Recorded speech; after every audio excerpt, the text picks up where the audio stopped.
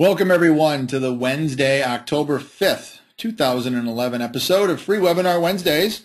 This is Eric Cook with WSI Internet Consulting, where we work with businesses and organizations on helping them better understand and leverage the power of the internet as a strategic business tool. You can learn more about me and WSI online at poweredbywsi.com. It is good to be back live with everybody. We've taken a couple weeks off, and I get to reintroduce my good friend and Free Webinar Wednesday partner, Mr. Jeff Simpkins. Jeff, say hello to everyone out there in Free Webinar Wednesday world. Hello, everybody. This is Jeff Simpkins. I'm with Community Bank Consulting, Inc., and you can learn more about me and Community Bank Consulting, Inc. online at www.communitybankconsulting.com. So, Jeff, where have you been these past 2 weeks? I have been in Minneapolis the entire past 2 weeks. I actually completed the first marathon of my life on Sunday. I did the Twin Cities Marathon. Ooh, congratulations. How are the legs doing? They're doing good. Good. Awesome. A good cheerleader and caretaker that drove me home and helped me do the right things to have my legs bounce back very quickly. Very nice. Well, congratulations. That is one of the athletic things that remains on my bucket list, and I know you tried prodding me along earlier this year and was not able to join you, but congratulations on your achievement. That's awesome. Thank you. Cool. Well, good. Well, I've been traveling the countryside and was in South Dakota last week, and the week prior actually was in Las Vegas for WSI's Excellence in Innovation Convention. This is my little segue into today's topic. But at our E&I conference, Tracy Spence, who is one of our consultants over in the UK, and I got to spend some time together, and she was actually on an experts panel, and there was just a tremendous amount of information that was shared. For those of you that may not be familiar, just a quick little plug for WSI, an organization that has roughly 1,000 consultants like Tracy and myself in almost 90 countries around the world. So we're really one of the largest, if not the largest, digital marketing agencies in the world. And the cool part about our conferences and just the network is it gives us exposure and access to really good training and education and keeping an eye on really where the trends are as it relates to online marketing and digital and whatnot. So I'm very excited. Tracy and I are going to share some of those thoughts, and then she's also got some pretty interesting projects that she's working on that folks joining us today and listening to the recording might be able to take back into their organization. So before I officially introduce her, I just want to remind everybody, if you're interested in asking a question during today's session, use your little chat box over there in your control panel, and we'll be monitoring those, and we'll ask those when there's a break in the action. So with that, it's my pleasure, and I'm going to actually send the control over to you, Tracy, because I know you've got a PowerPoint that you've created that we're going to walk through today. But it's my pleasure to introduce to everybody here on Free Webinar Wednesdays Tracy Spence, also from WSI and from the UK. So in addition to having a great guest, we get to listen to a really cool accent for the remainder of the hour, as long as Jeff and I remain silent, which is probably more of an issue for me than it is for Jeff.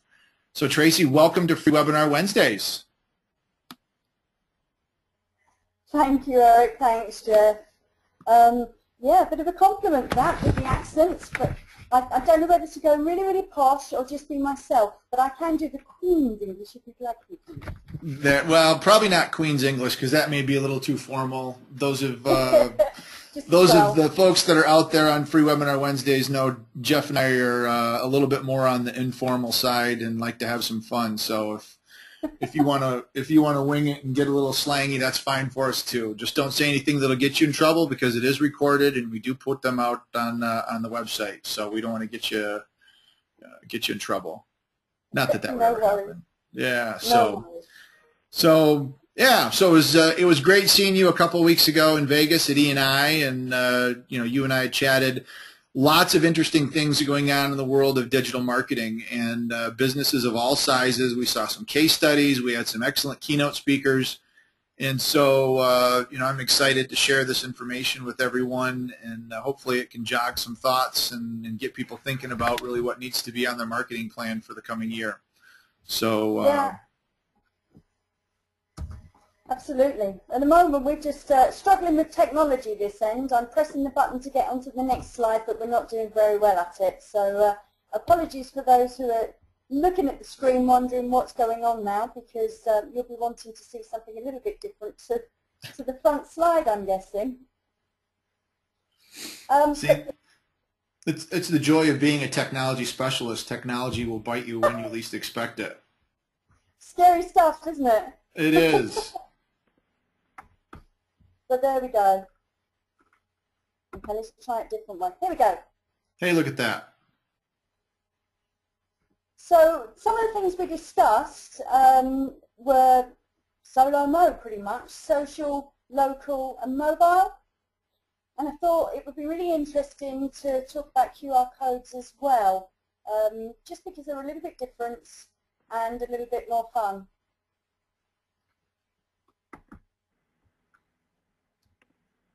So online credibility. I don't know if you can see it clearly there, but I searched my name in Google, and this is right at the bottom there. You can just about see, this is page 1 of Google. And my personal online credibility, just for my name, all these are the ticks I own. So that's 7 out of 10 of them. And if you notice right up here, I'm not signed in. So I'm not signed into my Google account, so this is a search across the whole of the web, not just the UK, the whole of the web, and my online credibility, I'm pretty much there. So how do the people at WSI do it? How do the people do it for our customers? We generally use, and I hope you'd agree, Eric, that we use things like, a bit like a game of Monopoly, I guess. As many web properties as we possibly can own and utilize helps us with our online credibility. But it all has to be done properly, right? So we use things like LinkedIn and Twitter, Facebook, Google, and a few inbound links as well to sort of help us on our way. This is something that people can help themselves with quite readily, but also we do it for them, so we can help them with it as well. LinkedIn, for example, is the professional choice. A lot of us have a LinkedIn account. In fact, it's fairly uncool now not to have a LinkedIn account. And I generally go for quality, not quantity, on the kind of connections, the people that I'm connected with. I connect on LinkedIn so that I can share hints and tips and updates, so that I can share things like today's Free Wednesdays webinars, and I've got that the wrong way around, haven't I? I think you meant to say Free Webinar Wednesdays, but that's okay. Yeah, I knew I'd done it somewhere along the line. That's the one. We've only been doing it for 2.5 years. Exactly. But we share things. We share links back to sites. So I posted on LinkedIn that I was going to be speaking on today's webinar, and a few people were interested in that as well. But things like that help your online credibility. And at WSI, I guess we really push for that, because it helps businesses close deals. It's pretty much an online testimonial to how they work, what they do. Twitter is the same as well. If you're using Twitter correctly, and I'm not saying, hey, have a cup of tea, or I'm eating a bit of cake now whilst I'm talking on this webinar, or in actual fact, if I was tweeting now, I might say, I've got a glass of wine at the side of me here. Busted. Yeah, I know. Things like that are, not necessarily the best way forward. In fact, WSI have an awful lot of statistics on what does work with Twitter, because we've been working quite closely with HubSpot. So if you can use Twitter properly, that will really enhance your online credibility as well, right? The same with Facebook, but I'm not talking your personal pages. I am talking the business pages for Facebook. Now, On that 7 to 10, my Facebook doesn't show because actually for business, I don't use the name Tracy Spence. That's my personal profile. So you can just about see there in the gap in the middle here, we've got a couple of missing slots for me on Facebook. And the reason that I'm missing is actually I promote myself as WSI and an internet marketer. So you won't find me for the words Tracy Spence on the first page of Google for Facebook because I'm trying to promote something else. Otherwise, this 7 out of 10 will probably be a lot higher. It's more likely to be 9 out of 10. This one here that I'm missing is a directory called 192, and I deliberately am not on it because I don't want people knowing my home address. It's that simple. So I made sure I wasn't on 192. So you use the web property like a monopoly board, and you claim the web property that you want to own. Inbound links, right down here, somewhere near the bottom, is a link from a networking group that I belong to. And a link pretty much is a vote. So it's a vote from another website to your website. And Google really likes that. So it sort of indexes and increases your online credibility there as well. And at the bottom, the one with a really, really corny photo, the one that sort of almost looks as if I've drunk all my wine already, that is my Google profile. So when I said up here that I'm not signed on, it's my Google profile that I'm not signed on to. Is this making sense so far, Eric?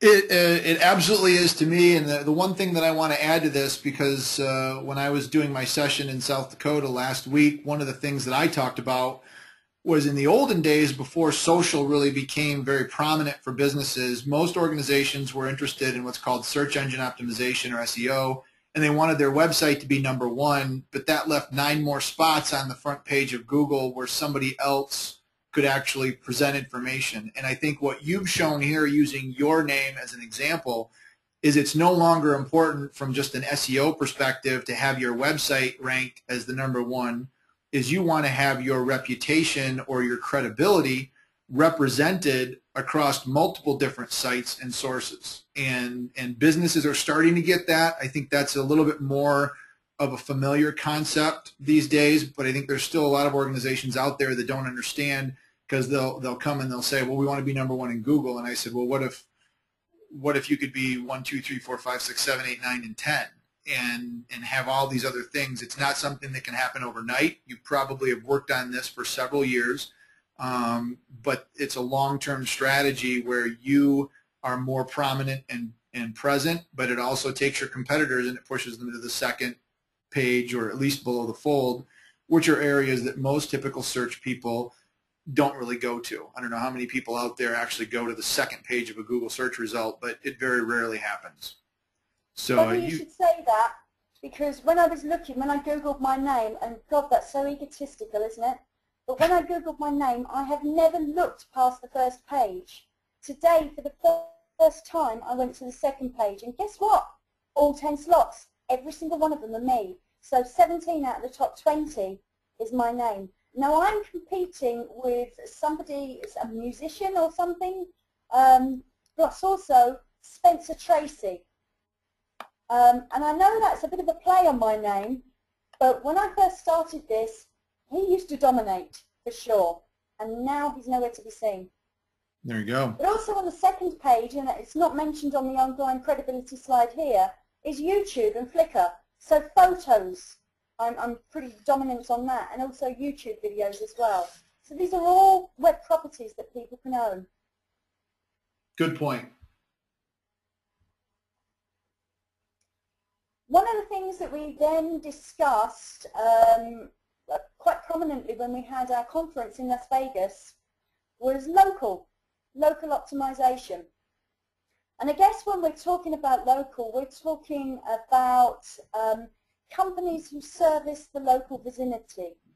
So for this example, I guess, I used a suit hire company that I work with, who have just moved to Milton Keynes. In fact, they got their office right at the beginning of September. So we've only had this about a month. Now, when you're looking to promote a company locally, that's quite important, because when people are searching for stuff and they're looking for, I don't know, they're looking for a local shop where they can buy their handbags or whatever it is. So if I was to look for a handbag shop in Minnesota, for example, I would want to find a handbag shop in Minnesota. I wouldn't want to find a fishing tackle shop in Toronto, Canada, right? Correct. So this particular company is a suit hire company. Now, what they do is, you know, when you're getting married and you've got a suit and you don't want to buy one of these top hat and tails or anything silly like that. Yeah, I'm going quite British here now, aren't I? I was going to say, in the States, I think we call those a tuxedo rental shop. Do it right, very, very similar. Very similar. So it's sort of like top hat and tails and, you know, the penguin outfits, right? So we call it suits hire, or formal suits hire. Now remember, he's moved there a month. We changed his address on his website. We also used Google Places. We've used Yelp. He's now on Foursquare. And Google Reviews. He's not got many reviews. He does ask his customers to add a review every now and then, but he generally forgets when he's in the day-to-day running of his business. And I have a plan for that, and we'll talk about that later. But if you look at this screen, we've got Suits Hire, and I've done Milton Keynes where this guy is. There's quite a few results. There's about 500,000 in the way of other web pages that we're competing against. But look, we're on the first page again of Google. And if Google brings up a map, and all these little markers are companies who have claimed their web property on Google Places. But we do it quite well. So we do it with the help of WSI. There's my company. So they're right at the top of Google Places. Now this puts them page 1 of the Google search engine. Luckily, we're also top organically as well. So there's my customer again. But with Google Places and the help of his website, he gets so much business through this. In fact, the day he moved, he got an inquiry saying, hey, I'm in the Milton Keynes area at the weekend, what's your opening times? So Google Places, Google Reviews, local optimization are definitely a way forward for a company who's servicing the local area. And it's something that WSI are really focusing on and helping the local smaller businesses perhaps and the larger businesses. So for the larger businesses who have more than one office, Google Places is an absolute boon because they can be on this map in lots and lots of different areas. So if they've got an office in Minnesota, an office in Milton Keynes, and an office in Montreal, they can claim all 3 end places on 3 different maps. And it works an absolute treat. You in agreement there, Eric? Absolutely. I was just checking you were listening. Yes, I am. and no, I'm not sipping on a glass of wine because it's not 5 o'clock where I'm sitting right now. Well, do you know what? That's why I asked if you were listening, just so as I could have a slurp.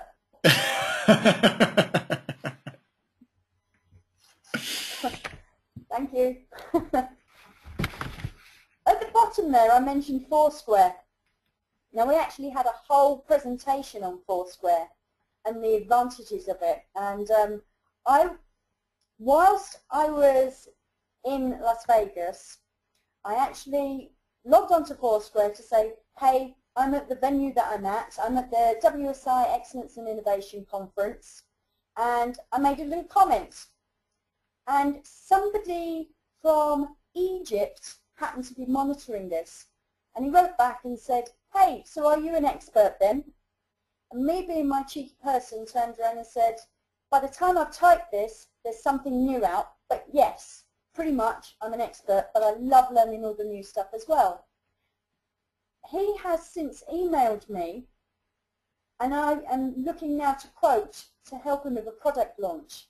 So Foursquare is something that I am now using as a lead generation tool in my own business as well as using it for others.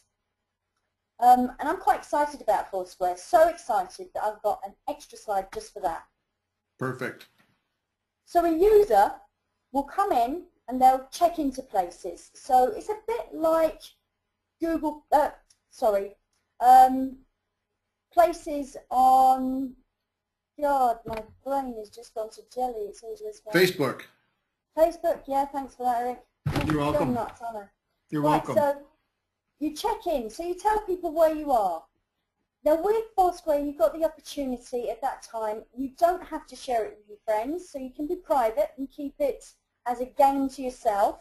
And you can see here that you can collect badges, and it really is a game. You collect all sorts of different things, but you can use it in business too. So you can add reviews, and you can tweet it, and you can add it to your Facebook page as well. But you can also add, like this guy has, you can add images and add video as well.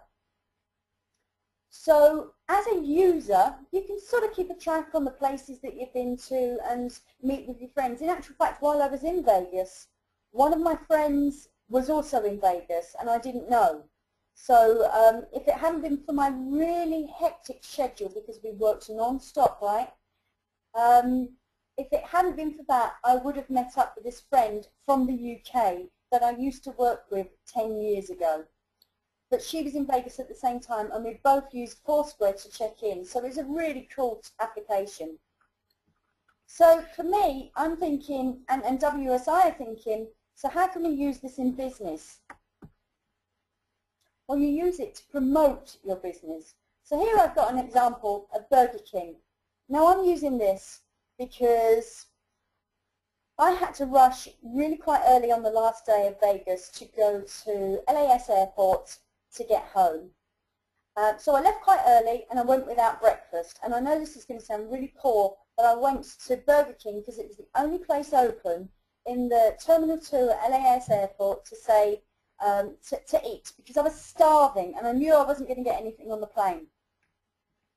So I sat there and I checked into Burger King. You can tell I've only checked in there once. Tim P has been there 3 times in the last 60 days. That says an awful lot about his diet, right? Unless he works there, of course. He could work there. But look at the comment I made. Dirty and disgusting, but then the whole airport is. The place was absolutely foul. People were slipping over the floor where there was coffee everywhere. There was empty wrappers. The tables were piled high. People were looking at it and not knowing what to do, not knowing where to put their food, and every single person was pulling faces at this place. Yeah? So as a business, why haven't they responded to me? Because I put a photo up as evidence of how disgusting this place was. And I'm not the only user of Foursquare here. So as a business, if you are promoting yourself, and you can promote this with hints and tips and special offers and fabulous things, as a business you can really use this as a great tool. But also if you do get a bad review, surely as a business you respond to it to say, hey, I'm really sorry, here's a free voucher, $10 voucher for next time you visit. Because you might then visit again. It might not be the one at Terminal 2, but you'd certainly perhaps visit another Burger King somewhere, right? So as business, you've got a huge opportunity to promote yourself as more and more people are using Foursquare. And in this case, yeah, they could have responded. I was nice. I didn't share it because I felt that that was between me and Burger King. But hey, I mean, we're on to online reputation management here, I guess. But you can use Foursquare as a business to add photos. You're on the map so people know where you are. I'll give you another example. When we were looking for somewhere to eat in Las Vegas, I checked in on the Strip in Foursquare, and I started to look at all the different restaurants that were near it. And as we walked up and down the Strip, we said, oh, that restaurant looks nice. And 3 people from WSI got on their phones, checked out the restaurant and looked at the reviews. We turned round and went to the one next door because it had bad reviews. But the one next door people have posted pictures of their food. They've said the customer service was excellent. They said the food tasted great. And yes, someone had heard a bad review on it, but that review had been negated by the fact that the owner of that particular restaurant had said, "Do you know what, we're really, really sorry. We made a mistake. We acknowledge that. We've now got processes in place that won't happen again. And by the way, here's a free meal." And they were delighted with it. So Foursquare has huge potential.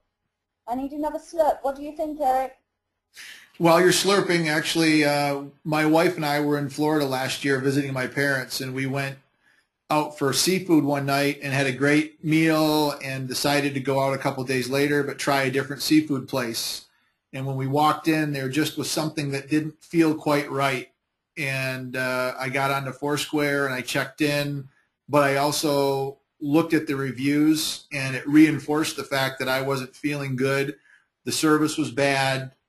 We had actually been sat down, and they brought our waters, and they were ready to take our order. And I told my wife, we're going to get up and we're going to go back to the restaurant we were at a couple of days ago because we had such a good meal there. And they wanted to know what was going on and just said our plans have changed, and walked out. So we've actually made impromptu decisions based on this. It wasn't because I wanted to let my friends know where I was, but I was using it as a review to see what other people had thought about it. And you alluded to it earlier, online reputation management, but businesses can't afford to be ignoring these things, whether they're a review on Google or comments on a Foursquare post or feedback in Yelp. But this was another thing that we talked quite a bit about, and certainly businesses that are out there listening to this session would be well served to go and see if you have a Foursquare presence, and if anybody's talking about you, and if they are, what are they saying, and put it on your list of things to check. Because as Tracy and I have just indicated, it is impacting purchase behavior and cost, not only probably $150 worth of a seafood meal because it was a pretty expensive restaurant, but future business as well. Jeff, any experience with Foursquare or similar geo sites, or is this not on your radar screen quite yet? Foursquare is one of those that I'm aware of. It's not one that I use personally. I know they do have an application for the iPhone. I think there's quite a few people that use it. Yeah, it certainly is an easy way to see what other people have thought, and if businesses don't know about it, you should. Foursquare.com, and pick around and see not only what's going on in your business, but also take a look at your competitors and see what's happening at their business as well. So, and like Jeff just said, it's on the mobile. It's on an iPhone. It's on a smartphone. Yep. So because it's on the mobile, you do tend to. Most people carry their phone around with them and do not let go for dear life, right? This has become our life. We don't wander around with our laptops. We wander around with a mobile. Right. It's really stupid with the laptop pressed against our ear, right? So because we are in a mobile world, it's really important to understand what's out there and how businesses can use it and work with it rather than it work against them. Good point. Good slide. So this is what I'm doing with Foursquare at the moment. This is an in progress for a charity hospice, local hospice in the UK. It's a really pretty hospice, and they welcome people to come in and have a look. They give all their services for free. It's a charity. They actually employ 1,000 staff and have 2,000 volunteers working for them. They look after people from aged 0 to 100 and whatever, and basically they're there to help people through the really tough times of their life. So they help people to die. They help people to survive. 50% of people that go there will walk out, and that's quite an important thing to know. But they also help the families up to 2-3 years after they've lost a person with counselling and goodness knows what. So they're an incredibly fabulous charitable hospital. hospital. So they want to be able to let people know how good they are. And one of the things that I did when I got there was I set up a Foursquare account in their name and checked in. And I showed this to the marketing lady, and she said, what's this all about then? So I told her, just gave her the brief overview that I've just discussed now. And we came up with this idea that in reception they put a really simple note over the counter to say, hey, don't forget to check in at foursquare.com. So remember, there's 1,000 staff, 2,000 employees. 50% of them have got smartphones, 20% of them use Foursquare. I'm not very good at maths. I've got a glass of wine at the side. I'm going to leave somebody else to do that bit. Let's just say a lot. Said on the note, go on, sorry, Eric. I said we'll just say a lot of opportunity. There it is, a lot, yeah. There we go. It's a lot. Fuzzy math. So at the sign they also said, and don't forget when you're doing this, share it on Twitter and Facebook. Now they've got one person out of that 1,000 staff who is in charge of their social media. So that one person would not, in a million years, be able to tweet and Facebook the kind of volume that we're talking about here. So every time somebody checks in, that's, 50%, 20% of the 50% of the 3,000, plus visitors. Now remembering that there are people in there who are very, very seriously ill, so their families come and go as well. It's become so viral that they are absolutely amazed at what's happened to them. So people who come in are tweeting and Facebooking with a link back to their Foursquare presence, which has a link on it back to their website. It saves social media teams a load of time and obviously a load of money. They couldn't do what they're doing unless the people, the volunteers, the employees and the visitors were coming in and doing this for them. And the money that they've saved, they're reinvesting back into the charity, so they've got a brand new garden coming and goodness knows what else. And they are actively encouraged to leave a review on Foursquare because they know that they're doing such a good job. And generally people are always, always grateful for having this charity hospice in their lives at a really difficult moment in time. So they got this weekly competition. And the mayor of Foursquare, remember I said it was a game, you win a badge? The mayor of Foursquare, and there's a mayor every week, gets a free cup of tea and a toasted tea cake. Now that may not sound a lot, but the cups of tea and toasted tea cake are pretty nice, I have to say. We'll take your word for it. Yeah, well. So go on. I was going to say, we have a question, so when there's a break, just know we have a question. I'll go ahead and ask that. I can see that there's a little question bubble popping up. Yep. Go for it. So the question is, if you have a presence on different sites, is there an app that can grab your reviews on these sites and put them in one place?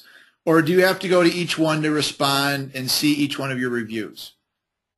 There are absolutely ways and means that we can help you with pretty much to consolidate all those different places into one place. So yeah, there are some free things that you can use that will sort of consolidate one or two things. For myself, I use Google Alerts for my name. So as if somebody is typing my name somewhere in Google, then I get an email from Google to say, hey, somebody's just mentioned you. And it does happen. In fact, somebody tagged me quite recently in Facebook in a photo. Thanks, Eric. And I got an email not only from Facebook but also from Google. So that's one of the free ways that you can do it. And in a business, I guess you'd be looking for your name, your company name, and goodness knows what else. It could be your products, your services, your competitors. But it can get sort of mismanaged. You need to really focus and spend a lot of time on it. WSI have our own platform where we can consolidate all of that into one place. Am I right, Eric? I believe so. And there's also another service that I've used or recommended to customers to use called Social Mention. And that is a free service, very similar to Google Alerts, but it tends to look a little bit more intently on things like Facebook and tweets and blog entries and other sorts of social content. And you can set that up very similar to a Google Alert in that you can have it send you a daily update or updates as it happens, and you can put your company name, your product, your competitors, and it'll look for things like this when and if it hits the system. So in an instance like what Tracy posted on Burger King, that wasn't a public comment. It didn't go out to everybody. There are ways within Foursquare, I believe, you can get notified anytime somebody posts about your business, but that wouldn't be something that a social mention or a Google Alerts would catch because it wasn't made available to everybody. So even with some of these tools, there's still a little bit of effort that you need to take as a business. If somebody wants to give you one-on-one feedback, you need to be prepared and able to accept that and respond to it. Totally. Plus, of course, we've got TweetDeck as well, which is pretty good for if you've got Facebook, LinkedIn, Foursquare, and Twitter. The four of them can go sit quite nicely on the TweetDeck, which is quite good. Yep. It's a good way to monitor your competition as well. Good. Good question. Thank you for asking. All right. We'll move on. Mobile websites. Did you get that phone from Zoolander, did you? That might be an American reference. Maybe you're not familiar with the movie. An American reference, thank you. If anybody out there has seen the movie Zoolander, throw me some love in the chat box. We'll just I have seen the movie Zoolander. I know I'm not crazy. Okay, good. Okay, so the reason that picture's up there is because on a mobile phone, your fingers become very, very fat, right? On a touch screen, it's almost like holding a tiny mini phone when you have a standard website appear on a mobile phone. So I don't know if any of you guys out there have ever searched on a smartphone or an iPhone for a website. And there is a difference between a mobile-friendly website and a mobile website. So a mobile-friendly website is your site all scrunched up. A website, you just tend to see the top left-hand corner of it, so maybe your logo. Whereas a mobile website is specifically designed to be engaging, to counteract your fat fingers, and so that you can hit each button correctly. A mobile website will also have click to call. So by that I mean, instead of having to dial a telephone number in, if you want to contact a company, you press the telephone number and it automatically rings for you. So there's a huge advantage to having a mobile website.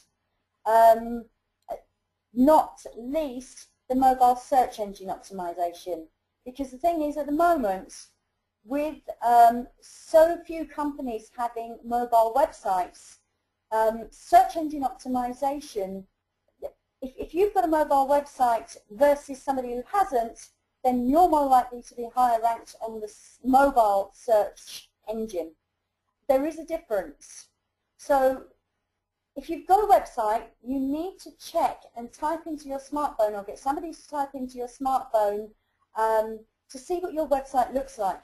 You could be losing customers because if you've got more than 10% of your people are looking at your website through a mobile device, that 10% may very, very well be leaving because they can't find what they're looking for or they can't navigate to where they need to go because their fingers literally just can't do it without pinching and squeezing and pulling and tweaking and doing all these wonderful things.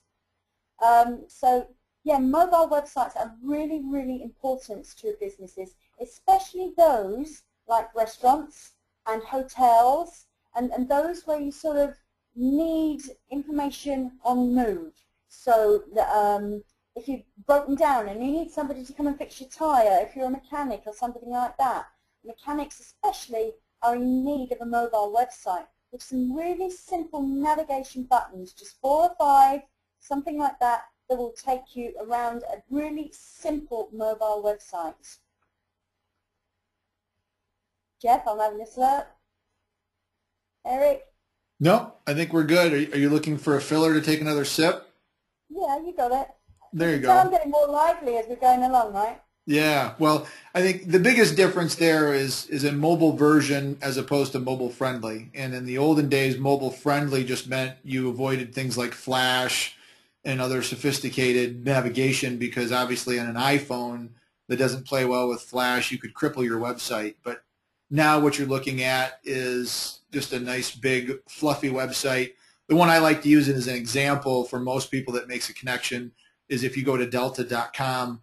It's an airline that I fly on very regularly, and if you go to their site, the system automatically recognizes that you're on a mobile device, and it gives you just the main things that you would need to be able to do on a telephone mobile platform as opposed to visiting their site. And that's essentially the concept of what we're talking about, because you're not going to need to be able to do everything from a mobile device. But businesses really need to start thinking more about what would somebody want to have access to on a mobile phone if they were visiting us as opposed to just a regular website, and maybe even tailor the content specifically for each platform. Totally. Yep. Totally agree. Now, I don't know how many people in the audience are sitting there looking at the funny squares on the bottom right-hand side. So should we explain them? Let's explain them. Okay, QR code. QR, quick response. And the clue is in the name. It really is a quick response to something. It's just like your barcode. So when you're doing your shopping and you scan your barcode and it comes up with a price and gives the retailer all sorts of information, it can reduce the stock and stuff like that. QR codes are a simple little piece of imagery that you can get printed and put just about anywhere you like. But you don't, what it does is, as you hold your phone up to it, you have to have a QR scanner on your smartphone, but what it does is it downloads the information that you want that person to download directly onto your phone. So it could be your website, and in this case it is my website. It could be a landing page. It could be a video. It could be direct to your Foursquare account because you've got fantastic reviews. It could lead to a downloadable voucher, or it could just lead to a set of instructions. I think an example of this is there was an area somewhere in Canada, I believe, that had an Easter egg hunt, and they used QR codes to give the clues. So pretty much you could only join this Easter egg hunt if you had a smartphone. So you went to the QR code, it loaded up your clue, so you didn't have to write it down. There was no paper anywhere involved apart from the QR codes on the posts. And it gave a set of instructions saying, hey, your next clue determines where you go next and where your next QR code can be found. And right at the end, there was obviously people giving out the prizes, presumably Easter eggs, I don't know. But with QR codes, you've got the opportunity to track, test, and measure. And we do that as a business, and we work quite closely here in the UK with a printing company, because obviously printing companies are printing these QR codes, but they need them generated in a special way so that we can test, track, and measure to be able to give our clients some results, so that our clients know that this particular flyer drew in 100 different people because it clicked and landed on their mobile phone. This particular business card drew in 2,500 people. So we use QR codes over here in the UK, and of course you use them over there in the US to do exactly the same thing. We track, test, and measure every single QR code that we create. And they're phenomenally good. They're really good. And there's lots of new technology coming out as well. I don't know, Eric, have you heard of near-field technology? Yep, absolutely. And I think eventually near-field technology or near-field communication or proximity scanning, whatever you want to call it, will probably end up doing away with the QR codes, because you won't have to have a camera or a scanning, but that certainly is not. It's where essentially a signal is emitted from a little chip that a device like a smartphone can read or scan and interpret that signal. So it's one that I don't think is very popular at the present time, but I know a lot of the smartphone manufacturers are looking at ways to build that near field communication capability into their devices. So it's definitely something to keep an eye on. Absolutely. Well, I've been in contact with a near field communications company, and they are using QR codes as well with these devices. So Yep. it'll be an interesting thing to keep an eye on, and with our technology and our people, we will be keeping an eye on this. Sure. So, yeah, for now, QR codes are absolutely brilliant. They work really well for people who need to be open 24/7. So if you go look at a car and you want some more information on that car, and you're in a car showroom and there's nobody there, you can hold up your phone to the QR code on that car, and it will download all the specifications that you need. It will give you the price, it will give you the pictures, it will give you the torque on the engine, it will give you the brake horsepower, whatever it is that you actually need about that car, the QR code will give it to you. The same in real estate. So instead of just pulling out a brochure, you can scan your phone over the billboard outside the house, right? Correct. We do have a question in the chat box, and Gary's asking, would you recommend using QR codes or Microsoft tags? And Microsoft tags is something that we haven't talked about yet, but Microsoft has actually come out with their own version. Instead of being square, they're more triangular, and they typically have multiple colors incorporated with them. Tracy, I don't know what your thoughts are, but what I've seen so far is the QR code seems to be a little bit more common practice, and Microsoft tags are only to Microsoft. You can still scan them with an iPhone or an Android if you're not using a Microsoft device. But it's a little bit more proprietary, and I've just seen more prominence of the QR code in advertising and media as opposed to the Microsoft tag. So we did have this discussion at WSI actually about the differences, and it was the common opinion that QR codes were definitely the way forward because they are more compatible, they are more friendly. So yeah, my opinion, QR codes, but why not do both? Yep, absolutely. That's a good point. So, good. Well, we are coming in on 10 minutes remaining, and I know we have a few more slides, so I will try to do my best to keep quiet, but if you need a slurp or a sip, feel free to call on me, but I'll let you bring this home.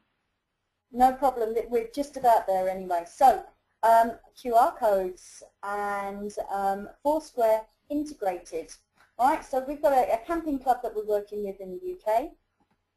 So this camping club promotes lots and lots of different campsites, and the campsites have to be validated before they can become members of this particular club. So they're high quality camping sites. So you can take your trailer along with you, your caravan, your tents, and some of them even have lodges that you can stay in as well. So we've suggested to the camping club that each campsite has a Foursquare account created, and at the entrance of every campsite, to save time, because check-in day is always really, really busy because you check in between 11 and 3 on a Saturday, right? Well, you do in the UK anyway.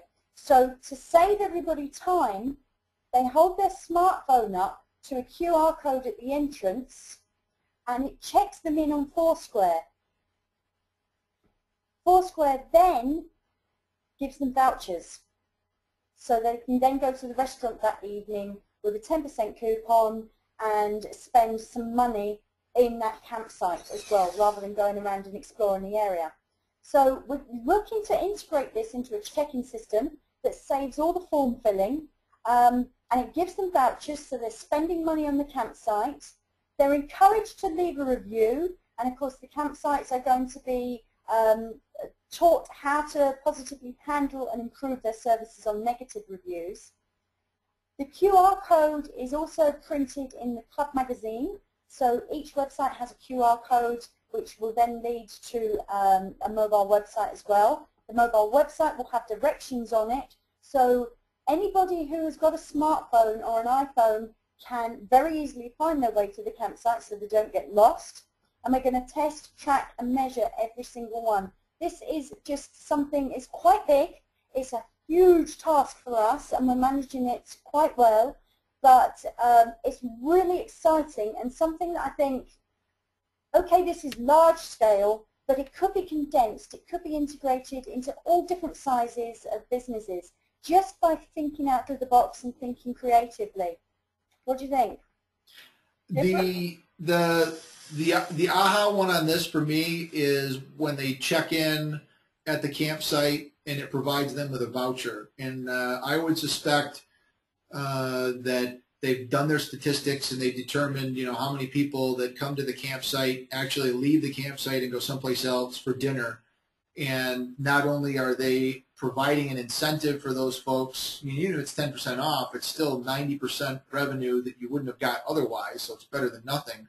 But you're also doing that at the same time they are providing feedback and promoting and saying, hey, I'm here at the campsite, and then if they do go to the dinner place and they save money and hopefully they have a good experience, that just further reinforces if other people are looking to come there, they're going to have those reviews where they're not going to see things like the Burger King example or the seafood example. They'll see positive reviews and encourage others to stay there. I think that's an excellent idea.